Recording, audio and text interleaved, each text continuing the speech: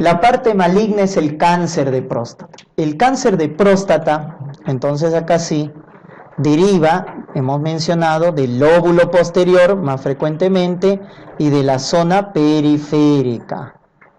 Por eso nuevamente, en el screening, hasta ahora el tacto rectal no ha sido superado por otra prueba. Por eso se sigue manteniendo, ¿no?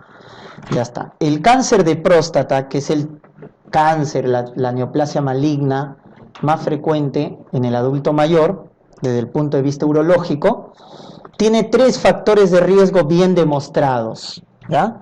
Los 3 factores de riesgos bien asociados, uno es la edad, ¿no? Entonces, la edad, a partir de la 5ª década de la vida, aumenta el riesgo de cáncer de próstata y conforme va aumentando. Por eso el tamizaje para el cáncer de próstata se empieza a los 50 años. Según la Sociedad Americana de Cáncer y la Asociación Americana de Urología, a partir de los 50 años se debe hacer control anual para el cáncer de próstata. Entonces ahí, acuérdense, el punto de corte para el tamizaje, 50 años. Pero si el paciente tiene historia familiar de primera línea de cáncer de próstata, papá, hermanos, etc., ahí el estudio para el tamizaje de cáncer de próstata debe, ¿no es cierto?, adelantarse. A los 45 años, según la Sociedad Americana de Cáncer, o a partir de los 40 años, según la Sociedad Americana de Urología, la Asociación Americana de Urología, ¿ya? Entonces el tamizaje se adelanta. ¿En qué pacientes? Pacientes que tienen antecedente familiar de primera línea de cáncer de próstata. A los 40 años, según la Asociación Americana de Urología, o 45 años, según la Sociedad Americana de Cáncer. En población estándar, el punto de corte es a partir de los 50 años, ¿no? Y el otro factor de riesgo es la raza afroamericana, ¿no? El paciente de raza afroamericana tiene más riesgo de cáncer de próstata. La historia familiar entonces es muy importante y la raza afroamericana, ¿no? Son los 3 factores de riesgo más asociados, ¿no? En el cuadro les he puesto acá al inicio, vemos la raza, ¿no? El paciente de raza afroamericana, que es la línea roja, miren, tiene mayor riesgo para el cáncer de próstata, a diferencia del varón de raza caucásica o los que tienen menos riesgo, los pacientes de la población asiática. La población de ascendencia asiática tiene menos riesgo de cáncer de próstata. Entonces, la que tiene mayor riesgo es la población afroamericana, intermedio es la raza caucásica y la que tiene menos riesgo es la población asiática. Y otro dato importante del cáncer de próstata es que la mortalidad por cáncer de próstata, que está en el cuadro inferior, es bajo. El cáncer de próstata es un cáncer de evolución latente, lenta, progresiva, no evoluciona rápidamente, no es como un cáncer de próstata, cáncer de páncreas o un melanoma, etcétera, ¿no? Que son cánceres que tienen una alta carga de mortalidad. El cáncer de próstata, como ven, su evolución es lenta, latente, por lo tanto la mortalidad es baja. Lo que sí genera es morbilidad, afecta la calidad de vida del paciente. Tiene alta morbilidad y baja mortalidad, ¿no? Y cada vez se diagnostica más cáncer de próstata por el tamizaje. Desde la introducción del PSA, cada vez hay más casos de cáncer de próstata, ¿no? Por el tamizaje. Entonces, hay más pacientes diagnosticados de cáncer de próstata. Y como vamos a ver, un cáncer de próstata, cuando es localizado, tiene factores de buen pronóstico, hasta incluso se puede observar. No necesitan tratamiento, porque su evolución es lenta y no genera mortalidad, ¿no? El paciente adulto se muere, pero de otra cosa, de una comorbilidad, no por el cáncer de próstata, ¿no? Muy bien. ¿Hasta qué edad se hace el tamizaje para el cáncer de próstata? Hasta los 70 años, ¿no? Ese es otro dato importante. Desde los 50 hasta los 70 años de edad se hace el tamizaje para el cáncer de próstata. Muy bien, igual, entonces, un paciente adulto mayor que venga por síntomas de tracto urinario bajo, estos síntomas obstructivos, ¿no es cierto? Goteo posmiccional, chorro débil o síntomas irritativos, etcétera. Paciente adulto que viene con síntomas de tracto urinario bajo, debo evaluar con tacto rectal y PSA. Clínicamente el tacto rectal. Y cuando un tacto rectal es sospechoso de cáncer, ahí está. Cuando nos digan nódulos, nodular, eso es sospechoso. Firme, consistencia inmóvil, ¿no? Firme, está adherido a planos profundos. Es una próstata inmóvil.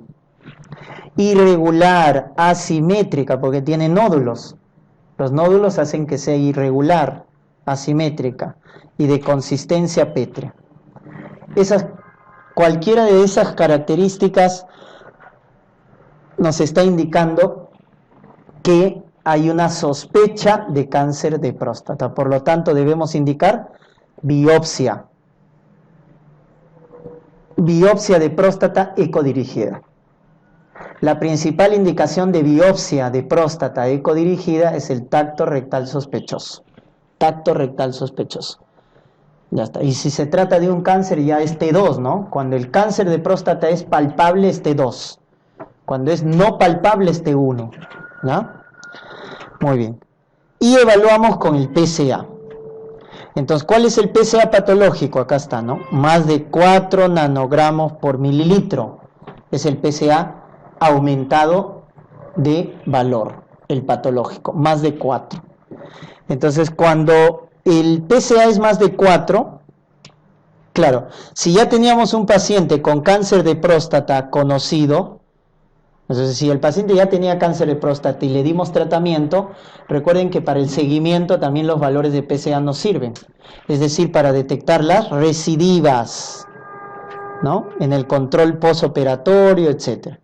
Pero estamos acá en el tamizaje, en el screening. Para el screening del cáncer de próstata, si sale más de 4, ya es patológico, y tenemos dos casos. Que nos salga más de 7, ojo, ya bajó el punto de corte, antes era más de 10, ha bajado a más de 7, ¿ya? Cuando es más de 7 ya es patológico, ¿ya? Entonces, ¿qué se indica si el PSA es más de 7? Biopsia de próstata ecodirigida. Alta sospecha de cáncer, cuando el PSA es más de 7. Y esta es la zona gris, cuando se encuentra entre 4 y 7. Es la zona gris, entre 4 y 7. Porque puede ser cáncer, como también puede ser otras patologías benignas. Entonces acá están las causas benignas que elevan el PSA. ¿Cuáles son las causas benignas que elevan el PSA? Un HBP, una infección, prostatitis aguda, una biopsia de próstata, una citoscopía, un RTU, la eyaculación, la retención aguda de orina, tacto rectal, trauma perineal, infarto de próstata. Miren, hay varias patologías benignas que pueden elevar el PSA. Pero ¿cuál es la característica? Que es una elevación transitoria. Entonces, si es por infección, trato la infección y vuelvo a pedir el PSA y ya se normaliza. Entonces, la elevación transitoria nos indica que es benigna, elevación transitoria. Entonces, primero se solicita el PSA y luego se realizan los procedimientos en próstata. Primero se hace PSA y luego tacto rectal. Primero se pide PSA y luego se hace citoscopía. Primero se pide PSA y luego se coloca la sonda Foley. Entonces siempre primero es la evaluación del PSA. Porque como están viendo, toda tacto rectal, citoscopía, RTU, cateterismo, pueden elevar de forma benigna los niveles de PSA, ¿no? Entonces, cuando está entre 4 y 7, puede tratarse de patología benigna o maligna. Por eso repetimos el PSA a los 7 días. En la siguiente semana repito el PSA, porque el tiempo de vida media del PSA es de 2 días. El tiempo de vida media del PSA es de 2 días. Entonces repito en la siguiente semana, y si el PSA sigue más de 4, biopsia, lo cual nos está indicando que es una elevación persistente. Si vuelve a salir elevado, elevación persistente, biopsia. Entonces ahí están 3 indicaciones para biopsiar la próstata de forma ecodirigida. Ya no se hace biopsia ciegas, se hace biopsia ecodirigida. Por ecografía transrectal se biopsia la próstata. Tacto rectal sospechoso, PSA total más de 7 o elevación persistente de PSA. Son indicaciones para indicar la biopsia ecodirigida. Muy bien.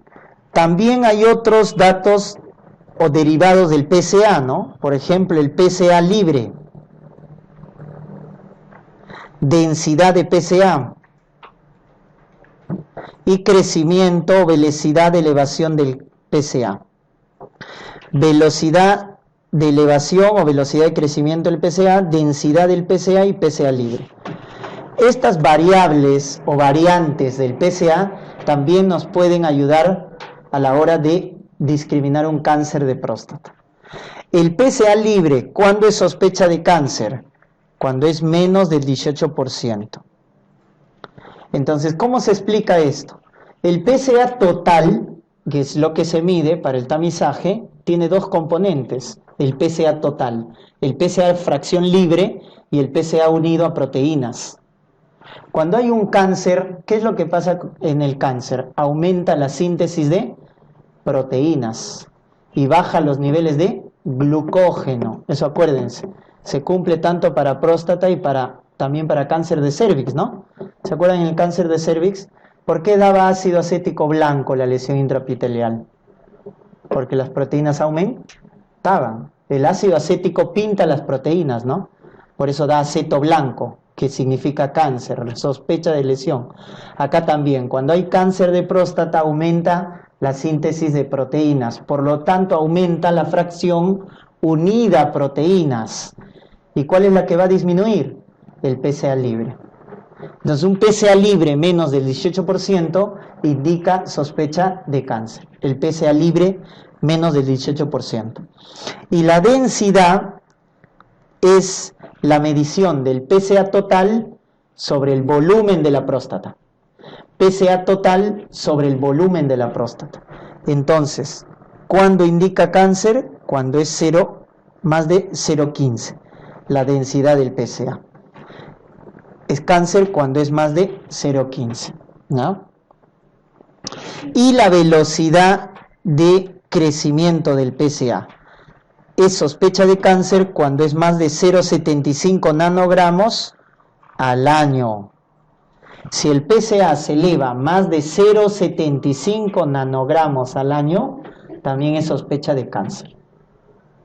Ya está. Entonces, con eso completamos las 6 indicaciones de biopsia de próstata. Tacto rectal sospechoso, biopsia. Más de 7, biopsia. Elevación persistente, biopsia. PSA libre, menos del 18%. Densidad, más de 0,15. Y velocidad de aumento, más de 0,75 al año. Cualquiera de esos 6 podemos indicar con buen criterio una biopsia de próstata ecodirigida, ¿ya? En la cual se extraen 10 a 12 núcleos, se llama, ¿no?